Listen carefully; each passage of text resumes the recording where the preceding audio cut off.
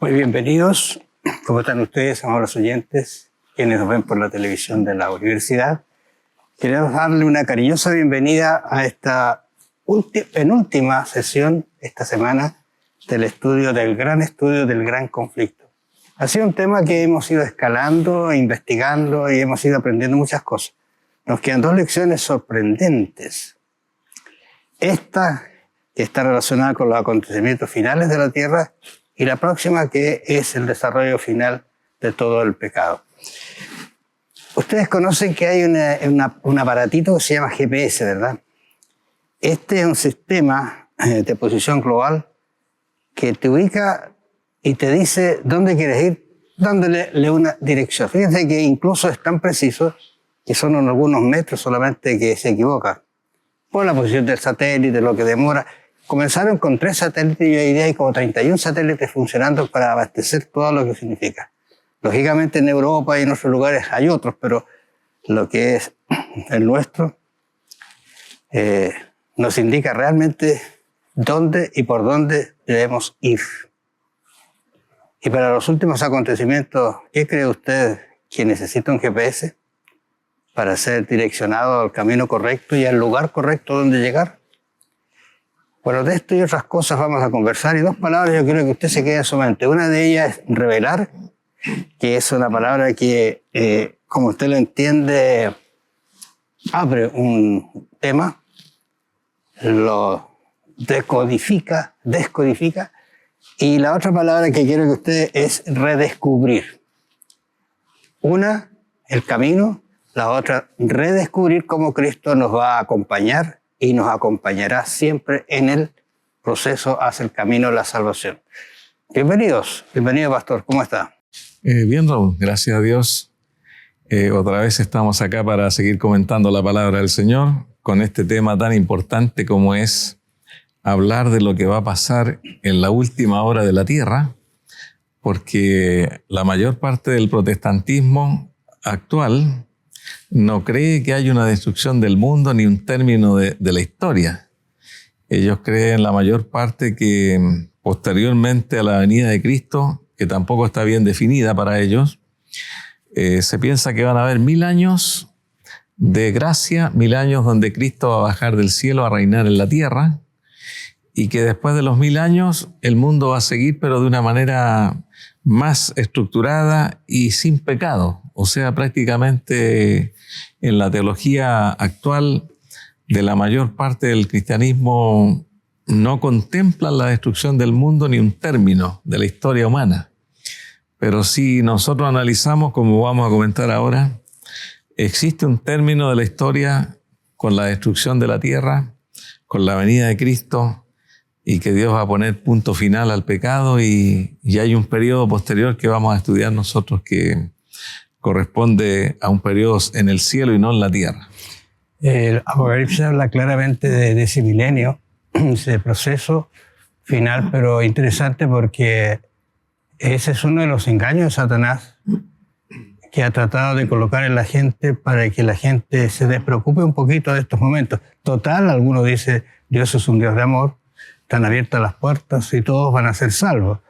Cuidado con ese tema porque es peligroso, porque la Biblia no lo establece así. Incluso si uno mira allí Proverbios, se compra la verdad y no la vendas. ¿Cuál es la verdad? La verdad es Cristo. Y no la transfieras, no la entregues. O sea, mantente dentro de ese lineamiento que es la verdad de Dios. Incluso eso adquiere sabiduría, adquiere inteligencia, tengo aquí una palabrita que dice disciplina, incluso, fíjate. ¿Por qué? Porque es un camino en el cual uno necesita tener este tipo de elementos para mantenerse fiel a Dios. Y la Biblia no ha dejado nada, o el Señor no ha dejado nada, como para que no tengamos claridad en cuanto a los sucesos finales. Su palabra está llena de advertencias, está llena de principios, está llena de caminos, y todos conducen a la salvación. Por eso yo decía, la lección nos va a revelar cuáles son esos caminos y cómo Cristo está detrás para que no nos perdamos del camino y de la llegada al final. Claro, efectivamente la Biblia, que todos la tienen, la mayoría de los cristianos la tienen. Estamos en una época donde las personas tienen muchas Biblias, que no es difícil conseguirla, pero curiosamente no todos se van a guiar en sus conceptos espirituales con respecto al fin del mundo, a los acontecimientos finales. No se van a guiar por la Biblia, sino más bien dicho serán conceptos un poco dogmáticos, y cuando se habla de dogma es porque algo no está basado en lo que Dios ha dicho en la Biblia, sino que es una declaración de fe, una declaración doctrinal que se sobrepone sobre el texto bíblico. Por eso que es importante tener una lealtad a la Biblia y preguntar siempre cuando nos enseñan a nosotros de estas cosas proféticas, ¿dónde dice esto? ¿Cómo se entiende esto? ¿Cómo se interpreta? Porque las profecías tienen una gran característica en la Biblia, que no son tan fáciles de entenderlas en la primera lectura. Las profecías de la Biblia hay que conjugarlas con varios textos de la Biblia, varios profetas, y se va formando allí un rompecabezas que se va armando y uno logra entender lo que Dios quiere decirnos, porque las profecías son para la iglesia, son para los entendidos. Y hay personas que dicen, bueno, yo no entiendo esto y esta es la única parte que tengo que consultar. No, la palabra de Dios es extensa, hay que consultarla en el Antiguo, Nuevo Testamento, para darnos cuenta en qué periodo de la historia estamos ahora precisamente. Jesús dijo, yo soy la verdad, ¿no es cierto? Y nadie viene al Padre sino por mí, ese es el único camino. Eso es lo que Jesús dijo, y yo creo que sería bien examinar la Biblia, porque si es difícil la profecía, claro que lo es difícil entenderla. Son autores, muchos escribieron, pero todos coordinan y todos llegan a un mismo entendimiento. Imagínate Daniel, Apocalipsis, años, siglos, Isaías, hasta Génesis. ¿Te acuerdas tú? Aquí tenemos una profecía hermosísima, Génesis 3:15, que abarca todo un periodo grandísimo, pero todos están de acuerdo a lo que es la verdad, que la verdad es Cristo. No ha dejado nada al azar. Yo soy la verdad, el camino y la vida. Nadie viene al Padre sino por mí. Ahora, estas creencias uno debe atesorarlas. Y por último, mira, Luis, si tú no las entiendes, pero le dices al Señor, no la entiendo, ¿qué va a hacer? ¿Qué va a hacer Dios? ¿Qué va a hacer el Espíritu Santo en tu vida? Te va a iluminar lo que necesitas para salvarte. Si tú tienes lleno de números la cabeza y empiezas a explicar, claro, es hermosísimo, pero al final, ¿qué es lo que es la salvación? No son los números, no son las profecías, es Cristo. Si yo lo acepto, Él entonces me va a enseñar lo que es realmente el camino hacia el cielo. Bueno, mencionando esto, Raúl, ¿por qué la palabra de Dios va a ser cuestionada en los días finales?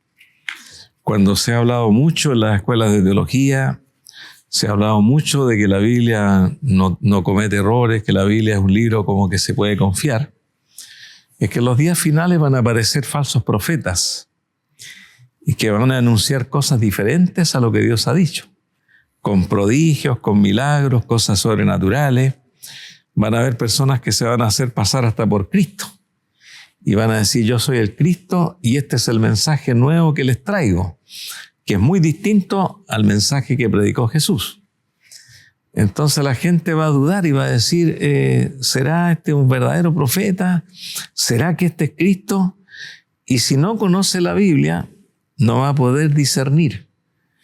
Pero el que conoce la palabra va a decir, bueno, vamos a analizar este profeta, vamos a analizar este mensaje. Y allí va a descubrir que es un mensaje falso. Bueno, la Biblia es clara también en eso, porque lo advirtió Jesús y dijo, por sus frutos los conoceréis. Cierto.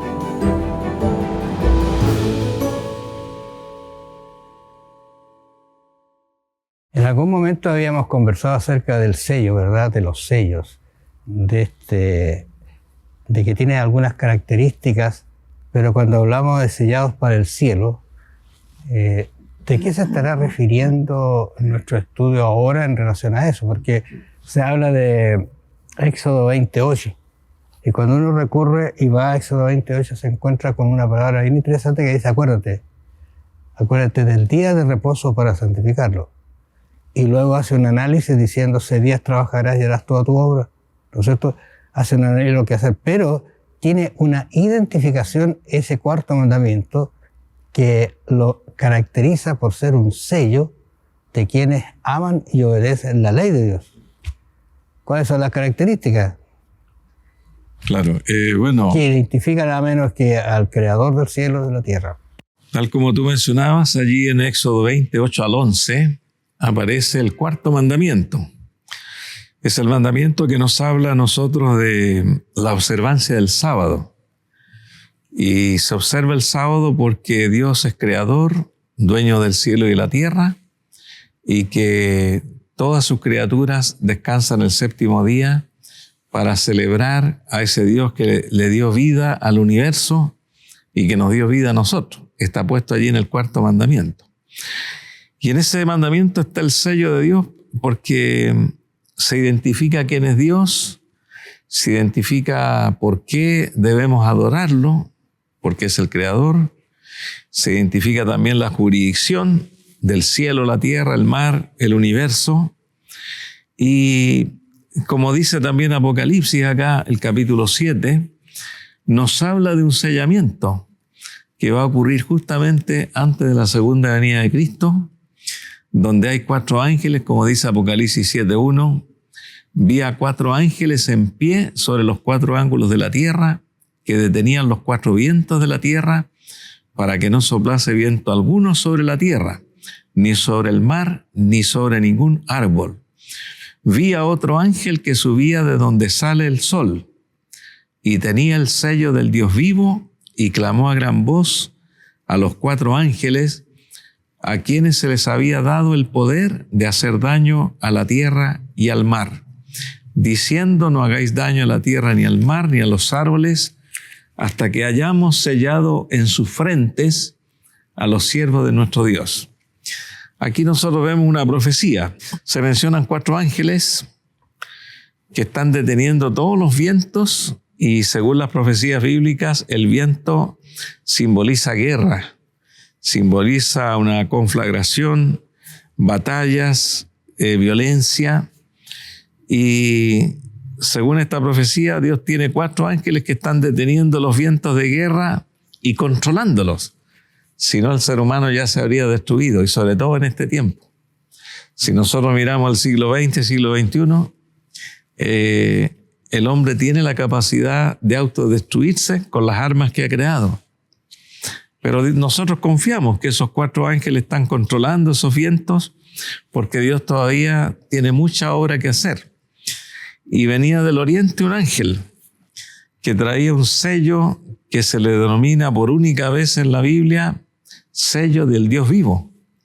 Y ese ángel tiene una misión. Le dice a los otros ángeles que están deteniendo los vientos que por favor detengan los vientos un poco más hasta que hayamos sellado en sus frentes a los siervos de nuestro Dios.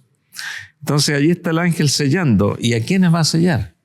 Claro. ¿Cuáles serán los elegidos para recibir ese sello? Claro, aquí hay un asunto no arbitrario en realidad, porque el concepto de sello es interesante porque añade el concepto de que en la frente, no es que va a colocar algo aquí en la frente, sino que es un símbolo de la mente, del discernimiento, sí, de decir, por ejemplo, yo tomo una decisión consciente de aceptar los mandamientos, no me obligan. Por lo tanto, a quienes sella Dios son aquellos que conscientemente han tomado su decisión de servirle y obedecer sus mandamientos. Porque alguien podría decir, como algunos hablan, a este sí, a este no. ¿Te acuerdas tú que hay en la Biblia también hay una descripción que se habla de ese momento final? Dice, uno tomará y otro dejará, uno estará trabajando y otro trabajando y uno será levantado.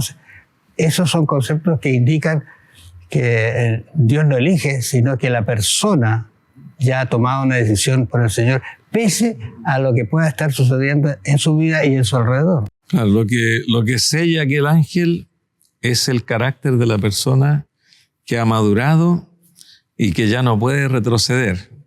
Es el carácter cristiano que ya se ha ido perfeccionando, que por la gracia de Dios ha ido desarrollando una similitud a Cristo. La imagen de Dios se está grabando en esa persona, en ese carácter. Y el ángel lo que hace es sellar con el sello al Dios vivo a ese carácter que está allí maduro. Interesante porque Apocalipsis habla de esto, a quien adoramos. Fíjate que hay una relación íntima en quien adoramos, porque al final la problemática va a ser a quien adoro. Eso es lo que Satanás siempre ha querido. El gran conflicto está entre adoro a Dios o lo adoro a Satanás. Y Dios ha dado todas las herramientas para que nosotros tengamos una visión clara a quién adorar y por qué adorarlo. En cambio, Satanás es un ser que quiere ser adorado, pero con un espíritu malévolo. 13:13, fíjate, hay un texto acá que es interesante quizás leerlo. También hace grandes señales de tal manera que aún hace descender fuego del cielo a la tierra delante de los hombres. Ahora, cuando uno mira estos detalles, ¿quién es este enemigo que está tratando de asemejarse a Cristo, tomar su posición, decir que Él es el Dios, el que hace milagros? Imagínate hacer descender fuego del cielo e incluso imitar su venida. Hay características de su venida que hacen que no podemos perdernos, aunque esto sea grandemente extraordinario lo que va a aparecer entre nuestros ojos. Hoy día la televisión nos puede llevar desde Europa a Chile en segundos y vemos lo que está pasando, lo que está sucediendo. Pero ¿qué dice la Biblia en cuanto a su venida? Yo adoro a Dios y ese Dios que yo adoro me dice que todo ojo le verá. No que lo voy a ver en un lugar, sino todos lo van a ver. ¿Cómo va a ser eso? No sé, pero Dios tiene planificado de tal manera que así suceda.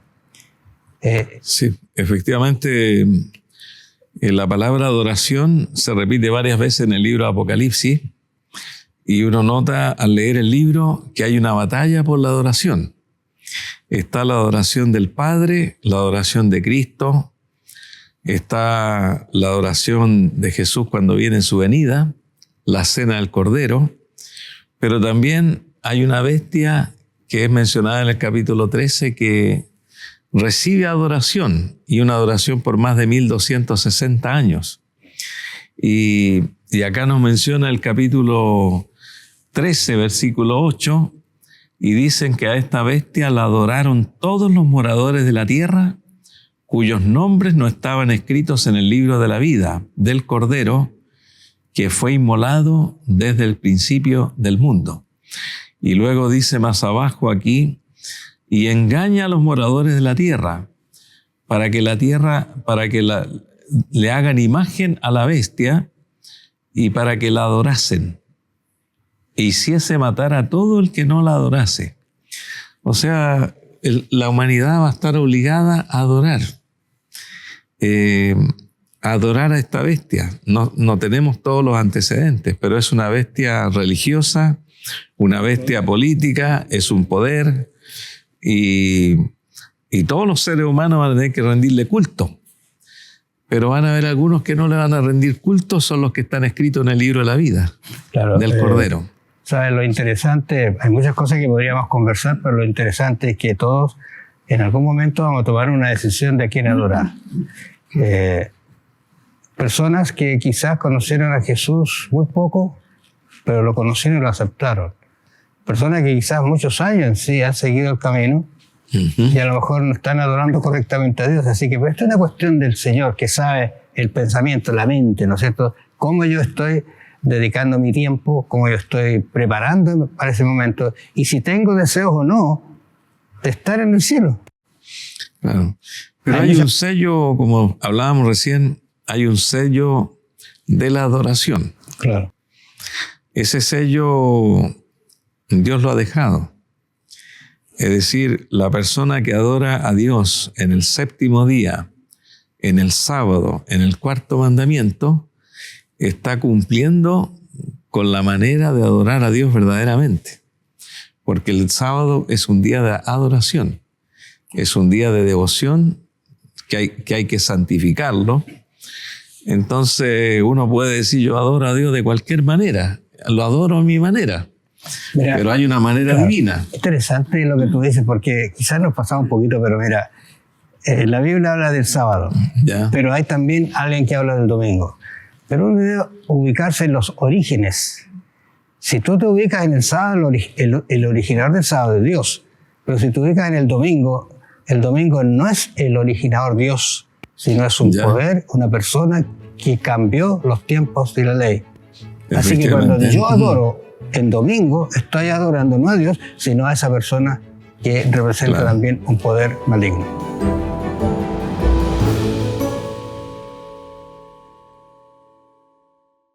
Estaba pensando en relación a los últimos acontecimientos. La Biblia habla de una lluvia temprana y tardía. Es un elemento que quizá a primera vista alguien dirá, ¿qué significa eso?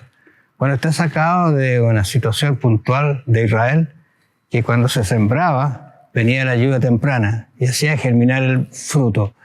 Y después venía, el fruto crecía y estaba por madurar, y venía la lluvia tardía que hacía que el fruto al final saliera. Eso más o menos. Y así toma la profecía, la indicación bíblica para decir que va a llegar un momento en que eso va a ocurrir también. Ya hubo una lluvia temprana, ¿no es cierto? ¿Y cuándo va a ser la lluvia tardía? Interesante eso, ¿no es cierto? Bueno, como tú decías, Raúl, está la profecía en Joel, también en Oseas. Claro. Y creo que en otra porción más de la Biblia. 21, justamente. Claro, se repite la profecía de que Dios va a terminar el Evangelio usando el simbolismo o la analogía de la lluvia. La lluvia temprana está ubicada en el cronómetro de la historia sagrada de Dios, cuando el Señor entregó a los apóstoles junto a 120 personas allí que habían en el aposento alto. El Señor les concedió el Espíritu Santo y ellos fueron llenos de poder, llenos de gracia, llenos de verdad, y se transformaron en predicadores del Evangelio con un poder nunca visto, solamente superado por Cristo. Y a eso se le llama en la era apostólica, de Hechos capítulo 2, 3, 4, hasta el capítulo 8, donde todos eran llenos del Espíritu Santo, y a eso se le llama la lluvia temprana del Espíritu Santo. Y el Señor se comprometió, según dice la profecía de Joel, aquí dice, en los últimos días derramaré mi espíritu sobre toda carne, sobre los siervos y siervas. Haré prodigios en el cielo y en la tierra. Estamos hablando de Joel capítulo 2, versículo 30 y 31. Y aquí nos está hablando antes que venga el día grande y espantoso de Jehová. O sea, esta profecía dice que va a haber una lluvia tardía, que el mismo profeta lo habla anteriormente en el capítulo 2, y que será con mayor poder que lo que ocurrió en los días apostólicos. Y eso uno no lo puede dimensionar. Si los apóstoles en pocos años predicaron a tanta gente, viajaron por tantos países, en 100 años más o menos el Evangelio se esparció por todo el Imperio Romano, ¿cómo será la lluvia tardía que corresponde a la que hace madurar el fruto? Como tú decías, aquí en Chile, por ejemplo, la lluvia temprana es en abril. Ya estamos llegando a junio nosotros, pero ya han habido varias lluvias. Yo pasé por un sembrado el otro día y vi que el trigo ya tenía más o menos esta altura, como 10 centímetros, en ese lugar. Pero la lluvia tardía, ¿cuándo va a ser para ese trigo, para ese sector? Se espera que sea más o menos en el mes de septiembre, octubre, que le va a dar el impulso para que ese trigo llegue a tener por lo menos 1 metro 20, y el grano de trigo sea un grano más o menos bonito, grande. Y eso representa que en los días finales Dios va a ungir con el Espíritu Santo a muchos hijos suyos que van a tener la misión de ir predicando el Evangelio en todo el mundo con poder superior al de los apóstoles. ¿Tú recuerdas que Hechos relata estos acontecimientos de la primera lluvia temprana? Discípulos escondidos, temerosos, sí, ¿no es cierto? Uno incluso arrancando se llegan a Emaús. ¿Tú te recuerdas cuando Jesús se encuentra con ellos, les habla y les da a conocer todo lo que era, comenzando con el Antiguo Testamento hasta el Nuevo Testamento, la vida de él mismo? Claro. ¿Y qué sucede? Ellos que iban para allá, cuando se dieron cuenta que era Cristo, que había resucitado, que se había cumplido la profecía, ¿qué hicieron esa noche, esa tarde? Peligroso de viaje de regreso, se volvieron a anunciar. ¿Y qué pasa con los discípulos? Ellos estaban reunidos, dice, ¿no es cierto?, unánimes, dice el texto, exactamente unánimes, y se encontraron que aparece Jesús, los unge y dice que el Espíritu Santo los toma. ¿Y cuál es el resultado? Tú lo has dicho, 3.000, 5.000 personas Yo dije, aquí no había iglesia que soportara eso, ¿no? Pero sí las casas eran los lugares de reunión de ellos. Bueno, efectivamente, sería bueno leer, Raúl, esos textos que están allí en Hechos capítulo 2, donde habla de los 3.000 bautizados en un día, los 5.000 convertidos, que son cifras grandes que se logran solamente con una predicación del apóstol Pedro. Pedro, no sabemos cuánto duró el sermón de Pedro, pero tomaron la decisión de seguir a Cristo en esa oportunidad y bautizarse 3.000 personas en un solo día.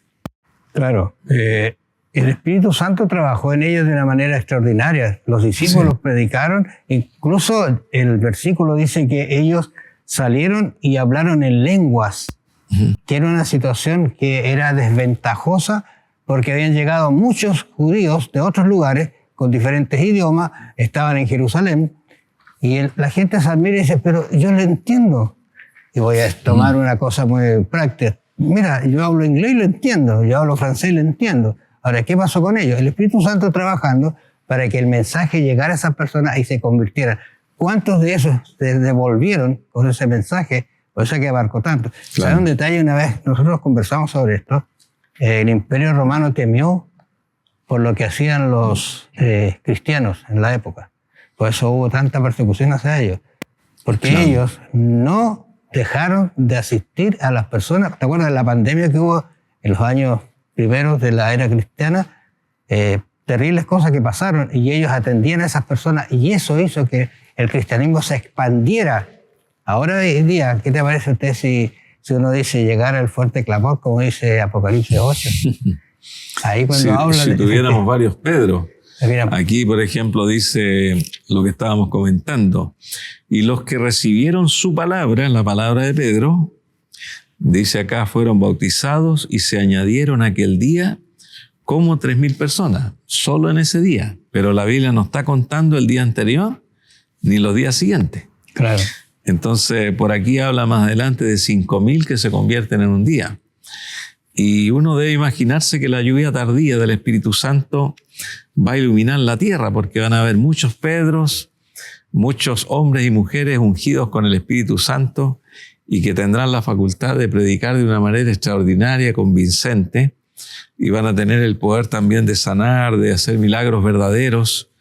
Y de esa manera muchos van a creer, porque van a tener ese poder que solamente Dios lo puede dar, el poder grande del Espíritu Santo, que Dios lo va a conceder a quienes están preparados en los días finales para cumplir esa misión de llevar el Evangelio a todo el mundo, y se va a cumplir la profecía de Jesús que dice, y será predicado este Evangelio del reino en todo el mundo, entonces vendrá el fin. Aquí hay un compromiso divino de que Dios garantiza que este evangelio va a ser oído por todas las personas del mundo antes de venir el fin del mundo. Algunos pueden pensar que quizás Dios se está retrasando, Dios se demora. El tiempo de Dios no es el tiempo nuestro. Y quizás es el tiempo de la espera porque quiere que alguien más se acerque a Dios, pero Él sabe los tiempos. Estaba pensando que es un momento muy sublime, especialmente lo que vamos a ver la otra semana. Es un momento en que el conflicto se termina. Sí. Ahora, estaba viendo en un video cortito que me llegó de una señora, una ancianita que tenía un Alzheimer muy terrible. No se acordaba de nada.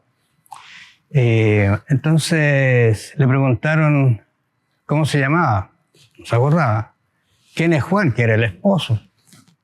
No lo sé, decía. Tengo idea. ¿Quién es Lidia? Que era la hija que le estaba hablando. No sé, dice. ¿Qué comiste hoy día? Se sonrió y dijo, comida. Y de repente le dicen, ¿y quién es Jesús? Y ¿sabe usted que cambió? Y ella dijo, Jesús es mi Salvador, Jesús el que yo amo, Jesús el que me va a llevar al cielo y moraré por él siempre. Tenía Alzheimer, pero en su mente estaba grabada ese Jesús que la salvó y la iba a salvar. No importa la problemática que usted tenga, que pase en su vida, no importa lo que pase en su familia. La Biblia dice que usted va a ser sellado para vida eterna si ama a ese Jesús. Que el Señor los bendiga y los acompañe. Nos vamos a encontrar la próxima semana.